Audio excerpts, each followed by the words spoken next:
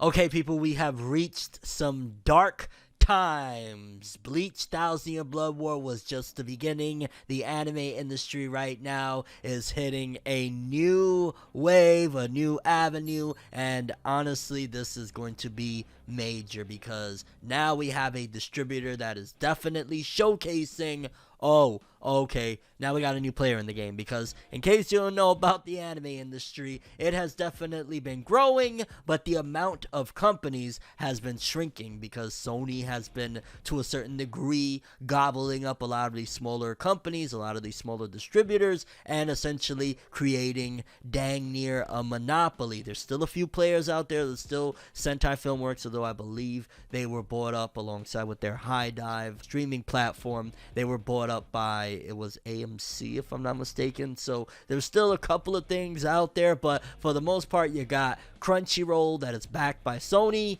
and you got Netflix, Amazon Prime from time to time, but it's really these two juggernauts right now. And little by little Disney was like, yo, we got Bleach, Thousand Year Blood War, what's up? What's up? We got the biggest thing right now, one of the best anime 2022, one of the biggest and most anticipated returns. What's good? But then it didn't stop there, because a lot of people would be like, alright, just a fluke. They just wanted to test the waters or whatever to see like how many anime. No, because the article that just dropped in my lap, just hot off the press, so to speak, is speaking volumes about Disney is about to become a major player. Thankfully, Bleach's Thousand Year Blood War has shown us something, that there's hope, that it's not going to go the route of where Netflix, you know how they'll hold off on releasing the series until 6 months after the series aired in Japan, like with Eden Zero and a couple of other big titles. Like, thankfully, Disney is like, no, it's on Hulu. It's on Hulu in the West and Disney Plus around the world. Disney has at the very least shown like, okay, it's not complete doom and gloom when it comes to them grabbing a license, but yeah, this is going to shake things up, because not only is it that they just got a giant anime for their next big release, but also they got a partnership that just was announced that is going to be basically solidifying Disney in the anime space. Let's read. The apocalypse begins! Kodansha and Disney collaboration. Upcoming anime based on manga published by Kodansha will be distributed on Disney's services. Starts with Tokyo Revengers Season 2, including Japan, except China, and then posted next to it was another one that said, officially confirming, Tokyo Revengers anime season 2 will stream exclusively on Disney Plus, meaning that, yeah, the only way to watch Tokyo Revengers moving forward is on there. And I'm kind of all over the place with this one, right? Because for starters, Tokyo Revengers is a weird phenomenon. It is massive over there in Japan, sold almost 25 million copies of the manga last year alone, sold 11 million copies of the manga this year. It's huge. Over here in the West, I don't see as much of a fandom, so Disney jumping in and grabbing it, I think in Japan, it's going to definitely build up their repertoire, so to speak, and their viewership for that matter, considering there's a lot of fans over there.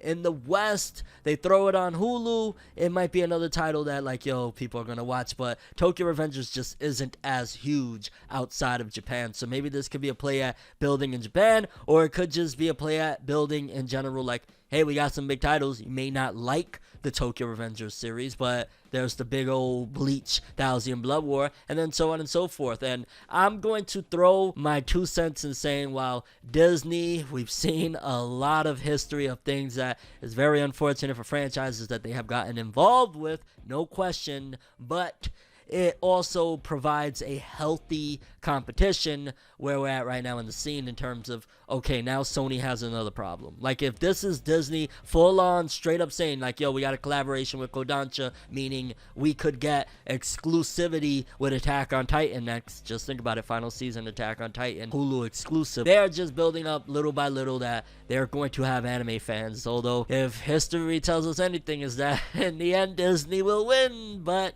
I guess only time will tell. Either way, this is going to shake everything up. Like, here moving forward, now that Disney is serious about this thing, that they're grabbing 2 big titles, like, that is no small feat. Don't get me wrong, Tokyo Revengers may not be as popping over here, but I just told you guys, 25 million copies last year, 11 million copies this year. That is a very, very costly thing to get exclusivity. So yeah, Disney is invested, and that is going to shake everything up. So now we got basically Crunchyroll with Sony and Funimation all in one conglomerate. We got Once in a Blue Amazon Prime. We got Netflix that, you know, they're fighting the good fight, and it's weird because, again, a few years ago, this wasn't even a thing. Netflix wasn't even a player, but we got Netflix, and now adding to the fray, Disney Plus, Hulu, with Bleach and Tokyo Revengers being two big flagships. But I believe there was another one, Summertime Rendering. A lot of people were telling me that Disney had. That was a really good one, and that was under lock and key. But we'll see what happens. Me,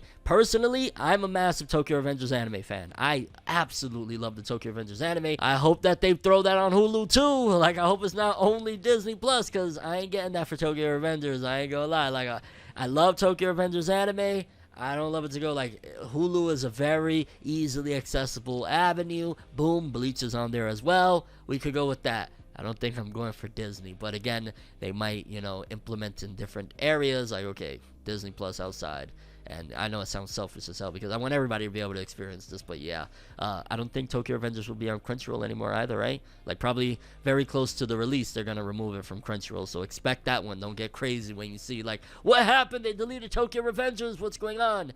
Yeah, that same move that happened with Bleach is to be following with Tokyo Revengers. And also, I want to add in a disclaimer, because there's some people that are going to be like, oh, it's all hope is lost. Well, mind you, I am watching the Bleach 1000 and Blood War anime right now that outside of the West is distributed on Disney Plus. And so far, I haven't heard anybody saying anything about censorship. So in terms of, like, being worried about Disney coming in and with the iron fist, no, we got to censor this, we have to censor that. Considering they're distributing it on other platforms as well, like Hulu, I don't expect for them to just straight up start censoring stuff. Granted, Tokyo Revengers itself was already censored back in Japan because of a tattoo that I guess resembled Nazi imagery. I wasn't too familiar with it, to be honest with you, so again, I'm totally ignorant on the situation. So there was already censorship to begin with, but yeah, I don't expect Disney to be doing anything, because on top of that, we're in the social media era. Like, censorship back then, what can you do? It's their DVDs, their cassette tapes. Nowadays, people on Twitter are going to just go absolutely nuts, and they're going to be like, oh snap, we don't know what to do, and it's all going to be curtains. So hopefully, even if they think about censorship at any given point, they look and say,